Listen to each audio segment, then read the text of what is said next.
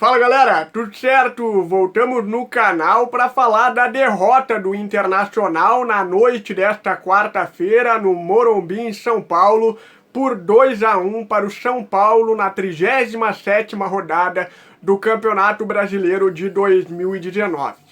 Antes de começar a análise do jogo, eu vou pedir para que você deixe o seu like no vídeo, se inscreva no canal e ative o sininho para receber as notificações dos próximos vídeos.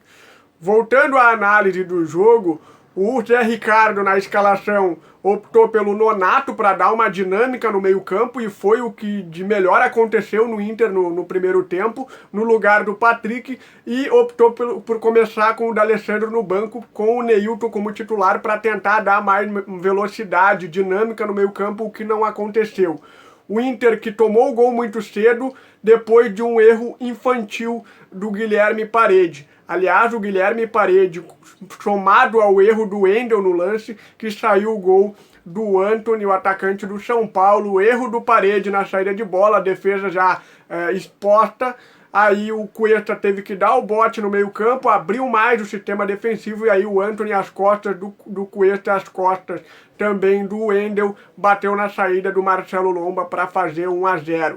O Inter que naquele momento ainda equilibrava o jogo com o São Paulo a partir do gol que levou. O Inter sentiu muito gol e aí o São Paulo dominou o primeiro tempo. O Inter que a rigor teve apenas uma chance numa jogada interessante trabalhada pelo chão com o Edenilson, tendo a participação do Guerreiro e a finalização do Nonato à esquerda do gol do Thiago Volpi. O São Paulo teve uma bola do Vitor Bueno para uma boa defesa do Marcelo Lomba e ainda no final do primeiro tempo uma chance claríssima do Pablo numa saída errada do Victor Cuesta. O Pablo bateu em cima do Marcelo Lomba. O Inter com muita dificuldade na dinâmica, mesmo que com o Nonato em campo, o Inter tinha dificuldade para sair de trás. O São Paulo conseguiu encaixar a marcação e o Inter muito lento, como já vem sendo alguns jogos. O Inter que depois da Copa do Brasil, sempre repito isso nos vídeos, o Inter que depois da Copa do Brasil, psicologicamente o Inter faleceu no ano. O Inter não consegue encontrar forças e vai se arrastando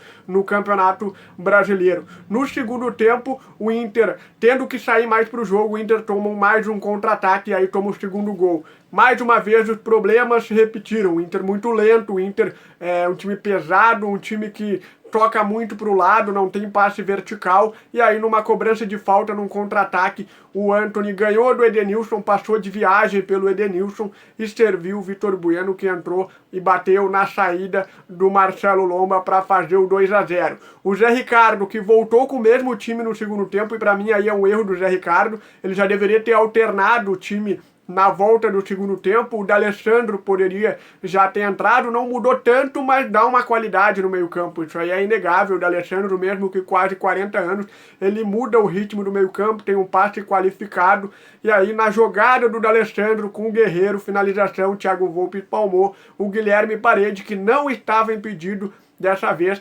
finalizou para o fundo da rede para fazer o 2-1.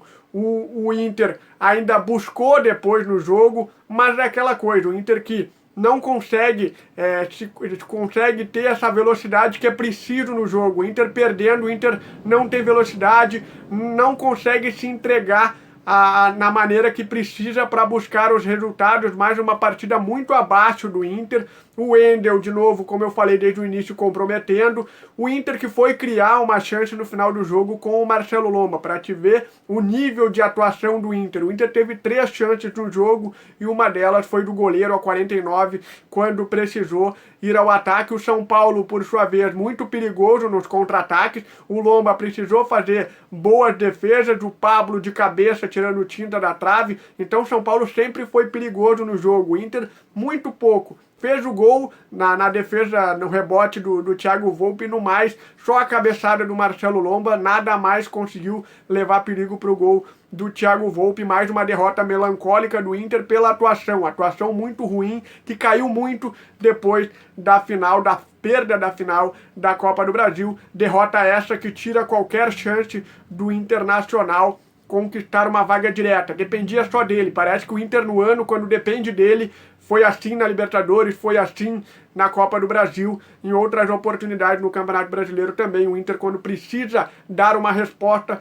precisa encarar uma situação, o Inter não consegue, o Inter se esconde, o Inter não consegue apresentar um bom futebol, e foi assim no Morumbi, derrota por 2-1, derrota justa pelo pouco futebol que o Inter apresentou, mais uma vez vai se arrastando nesse final de campeonato, como eu já disse em outro vídeo, o melhor que acontece para o Inter é acabar o Campeonato Brasileiro, acabar o ano de 2019, e está muito próximo de conseguir essa vaga, e deve conseguir essa vaga na pré-Libertadores, que vai atrasar todo o planejamento, mas é o que o Inter conseguiu nesse ano, o que restou para o Inter nesse ano, derrota por 2-1, Inter volta nessas atenções no domingo, a última rodada do Campeonato Brasileiro, no Beira-Rio, 4 horas contra o Atlético Mineiro, precisa confirmar, caso o Goiás não vença o São Paulo, aliás, não vença o Palmeiras em São Paulo, o Inter já estará, caso não vença, mas que o Goiás venceu, o Inter precisa fazer a sua parte contra o Atlético Mineiro. 2 jogadores eu destaco, mais uma vez, o Victor Cuesta